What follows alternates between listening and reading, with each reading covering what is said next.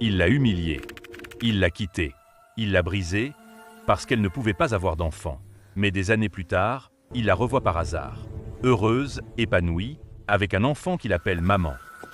Ce qui va se passer ensuite va complètement le détruire et vous laisser sans voix. Cette histoire n'est pas seulement une histoire de divorce. C'est une leçon de vie, une trahison et une revanche que personne n'attendait. Restez jusqu'à la fin, car la dernière scène contient une vérité que beaucoup refusent d'entendre. Bienvenue sur Moral History. Abonnez-vous maintenant. Cliquez sur le bouton « J'aime ». Ça ne vous coûte rien, mais ça nous aide énormément. Et dites-nous en commentaire de quelle ville vous regardez cette vidéo. Installez-vous confortablement. L'histoire commence maintenant. Dans un paisible village européen, bercé par les saisons et les cloches des églises anciennes, vivait Sophie, une femme douce au regard sincère, institutrice aimée de tous, mariée depuis 5 ans à Marc, un homme charismatique mais orgueilleux. Elle croyait avoir trouvé la stabilité tant rêvée.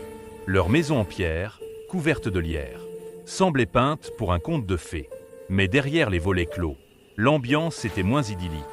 Marc, héritier d'un commerce familial prospère, nourrissait un rêve ancestral, avoir un fils pour transmettre son nom et son empire. Le couple tentait d'avoir un enfant depuis 2 ans. En vain.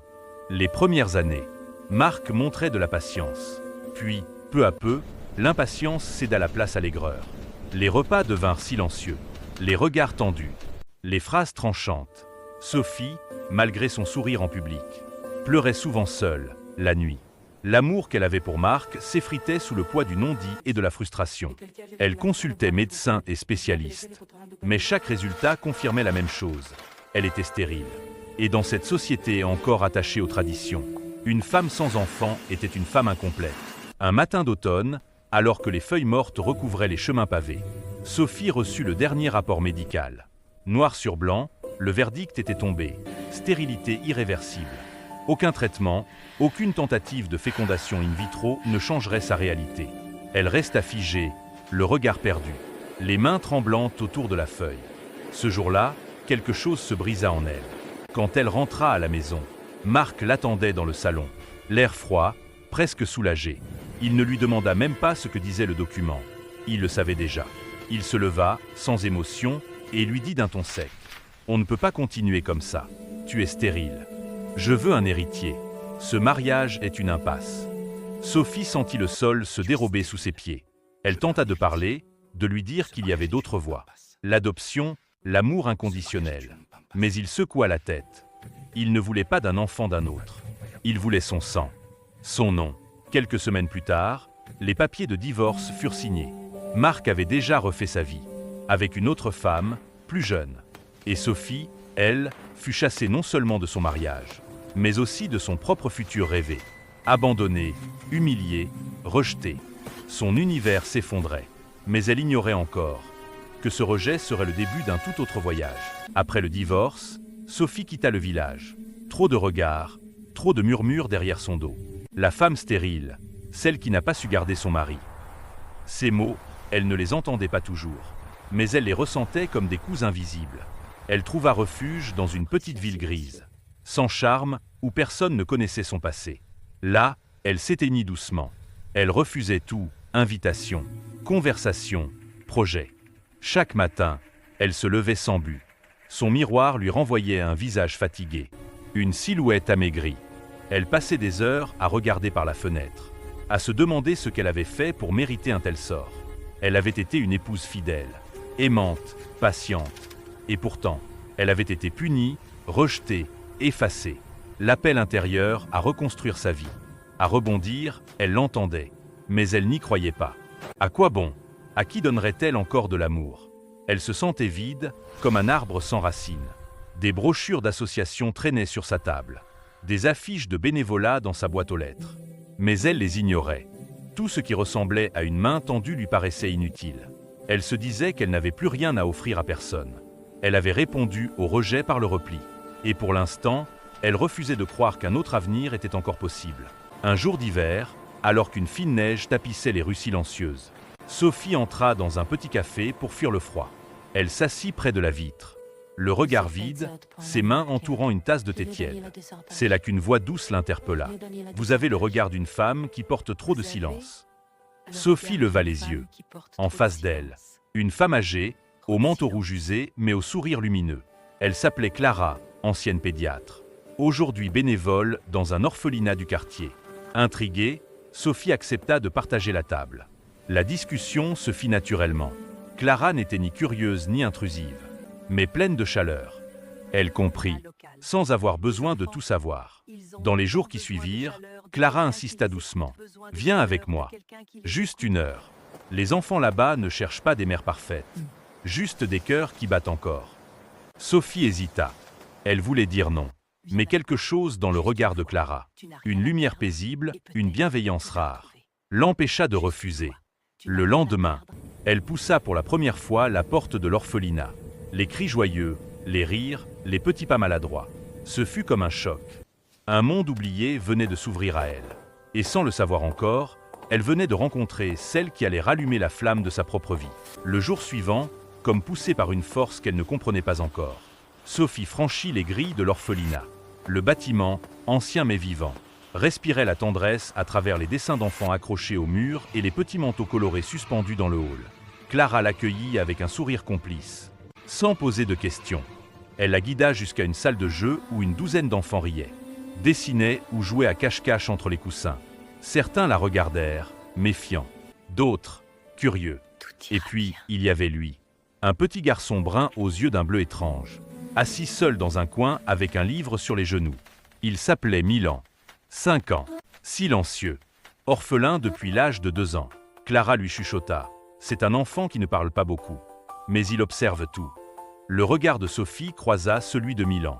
Ce fut bref, mais profond, comme une faille ouverte entre 2 âmes brisées. Les jours passèrent. Sophie revint, encore et encore. Ce qui devait être 1 heure devint une habitude.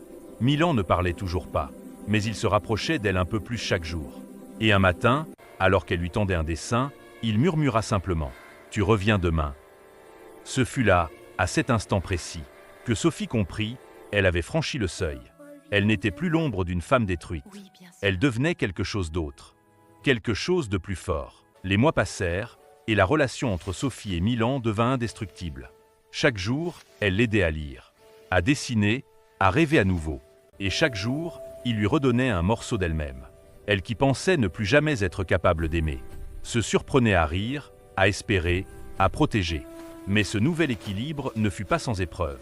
Quand Sophie exprima son désir d'adopter Milan, la directrice de l'orphelinat fut surprise. « Vous êtes divorcée, sans emploi fixe, et avec un passif médical, ça ne sera pas facile. » Sophie sentit une vague d'angoisse l'envahir. Elle avait enfin trouvé un sens à sa vie, et le monde semblait prêt à le lui arracher. Elle se heurta à une montagne de procédures. Chaque dossier à remplir lui rappelait ses cicatrices. On questionnait sa stabilité, son passé, sa santé mentale. À chaque refus, elle tombait, mais à chaque fois, elle se relevait, plus déterminée. Elle trouva des alliés inattendus. Clara, bien sûr, qui plaida en sa faveur. Un avocat bénévole touché par son histoire. Et même certains parents adoptifs qui témoignèrent de sa présence bienveillante à l'orphelinat. Mais il y eut aussi des ennemis invisibles, des administrateurs froids, des bureaucrates rigides, et surtout, cette voix intérieure, celle qui murmurait encore parfois « Tu n'es pas une vraie mère.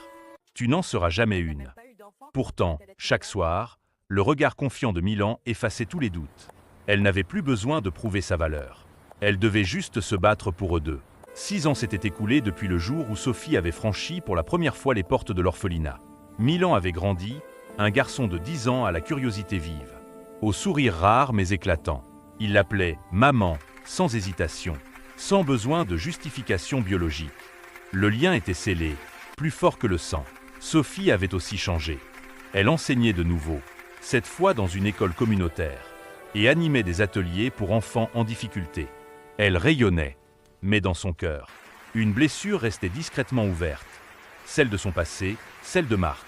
Le destin, cruel et théâtral, décida de la confronter.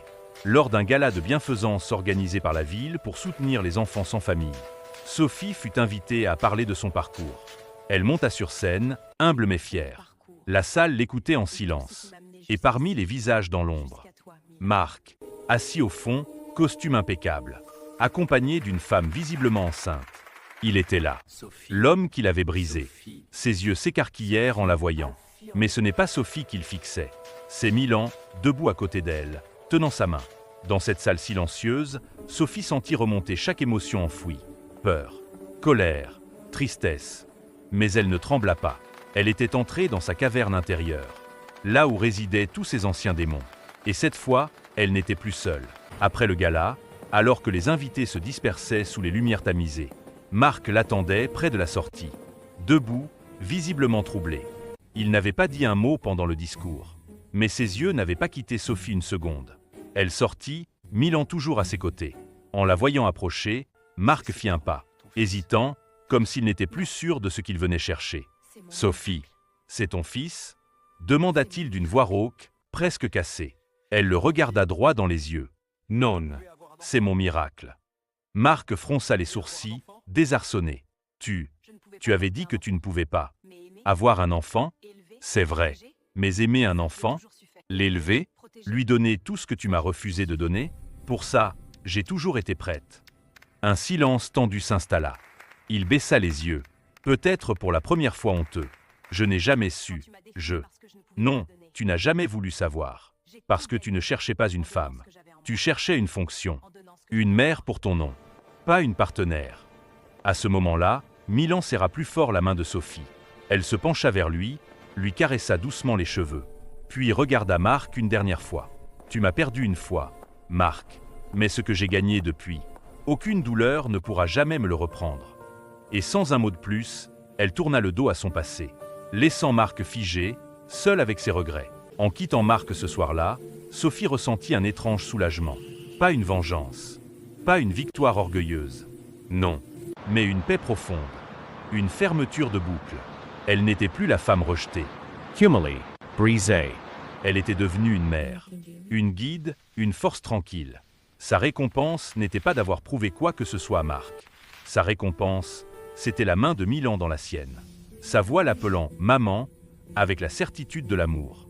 C'était les rires à table, les lectures du soir, les dessins collés sur le frigo. C'était ce foyer qu'elle avait construit, brique après brique, avec tendresse et courage. Elle avait aussi gagné le respect et l'admiration de toute une communauté.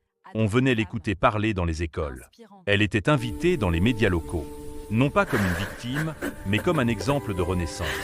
Un jour, en rangeant un carton, elle retrouva une vieille photo d'elle et Marc. Elle la regarda quelques secondes, puis la glissa dans une boîte qu'elle scella définitivement. Elle n'avait plus besoin de se passer, car la vraie victoire, la vraie récompense, c'était de s'être reconstruite elle-même, d'avoir trouvé un amour qui ne dépendait d'aucun lien biologique, mais qui battait fort, chaque jour, dans le cœur d'un petit garçon nommé Milan.